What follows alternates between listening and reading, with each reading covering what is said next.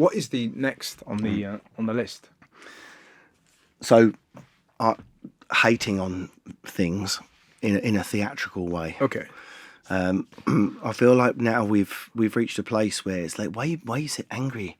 Just remember to be kind to yourself and make sure you're speaking nice about things at all times. Otherwise, it can have a toxic effect on your body. And I really like just getting irrationally angry and violent towards things like, I don't know, ice baths, for example, can off, something like that, and I love letting that come out like with a tsunami of vitriol. Yes, and I'm getting a bit tired of people telling me that I can't do that or that it's bad for me or something. Yes. So I know it's sort of a bit trying to spoil the Wonderbox idea by putting something negative in. Yeah, but it's not really negative if you're not physically hurting anyone and you're not hurting yourself. Then why can't I fucking really get into kale and fucking hate on it or something? Yes. I did like one of these self-improvement course things once, just What's that? What are we dealing with? NLP? It's a Hoffman process. Oh, did you?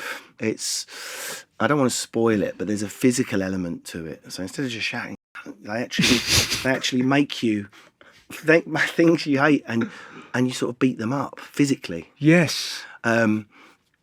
I remember him telling me about this. I've never done anything American-y like that before. And we so live in our heads. We're still on hating on things here. Do you forget we are physical creatures? This is why COVID was so devastating. We are programmed to fucking touch and see each other and be in each other's vicinity. That's why this feels different today. We could have done this on Zoom so easily, but we didn't. We done this instead, and it's better because we're in each other's physical vicinity. We are physical creatures. We're apes, and to put a Pingu on a punch bag in the gym and punch that picture of Pingu till the paper dissolves is weirdly enjoyable. Yes, and you feel much better about Pingu afterwards. Yes. So I think people are a bit quick to push shit down and be smiley, happy people and not hate on stuff the whole time. Yeah. Let it out in a safe way. Just don't hurt anyone.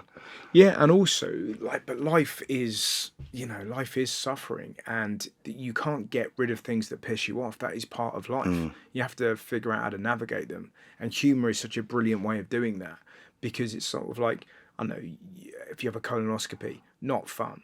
But then you talk about that to a friend of yours who's also having it. You sort of joke about how awful it is. There's a connection. Do you know what I mean? And then that laughter helps them get through it because it becomes this communal thing. I think in this country we process pain through over-expressing it through humour or alcohol or dancing. Yeah. Not because we're not upset by what's happened, but because it's a way of, like you say, humour can process. Yeah. Yeah. And I had a line in my last special, which is laughter is the lubricant that makes life livable. And for loads of people it is. But there's this weird what ifism where you're like, well, we better not, because what if, somebody might say something and we better not. So it's this shutting down of it. It's fucking hard to be together and to express sometimes and say how you feel. But when you're lost in laughter, I don't know. Do you think it's, I'm starting interviewing you now, but do you think it's even more important in men? Because this is where there's a gender divide. Clearly something's going wrong with blokes. Otherwise we kill ourselves 7 times more than women. Yeah, well, it's because we're being raised by podcasts. And there's like 10% of men believe they could beat a lion in a fight. Something's going on. But what do you think? You were going to say... No, I'm just saying, if I've got a distressed female friend or something really bad has happened, humour would be maybe 3, 4 or 5 down on what I would try to reach her, and normally I would easily reach her. Are you all right? No, I'm not all right, thanks for asking that. Whereas men are like, it's hard to get in, isn't it, with blokes? And I think that's what goes wrong a lot of the time. And I think if you know what you're doing and it feels safe, humour can sometimes be a better strategy to reach a bloke that's struggling. You know, the stand-up cliche is, you've been dumped by your wife, wanker, right? And everyone there starts having a brilliant night. So you've got to do dumped by your wife, wanker, and then get the cardigans and biscuits in and have a talk. Yeah. But men are often resistant to, hey man, you've not been yourself lately, should we have a talk? Oh, no, he wants to fuck, mate. Yeah. It's a weakness, like beat a lion in a fight. You've hit the nail on the head.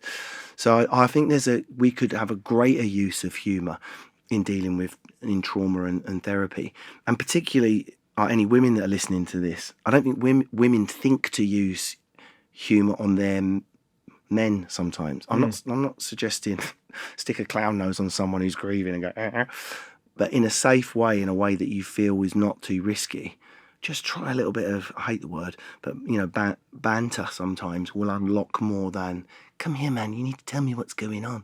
For a lot of men, including me, I'm much more comfortable when the conversation starts up here. If something's seriously wrong. And then before you know it, bang, out it all comes. I remember my friend Al, he was talking about his nan had died, and towards the end of her life she had dementia, and she was walking into walls, and I was like, man, she thought she was Pac-Man. And just that, little laugh, and somehow the tension's broken. Out it comes. And then you have the chat.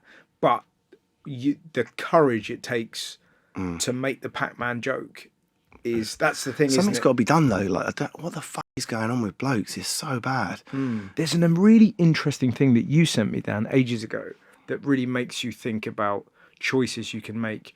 That somebody was going to kill themselves, and he said to himself, if somebody doesn't say hello to me when I walk from my house to the bridge, I'm going to kill myself.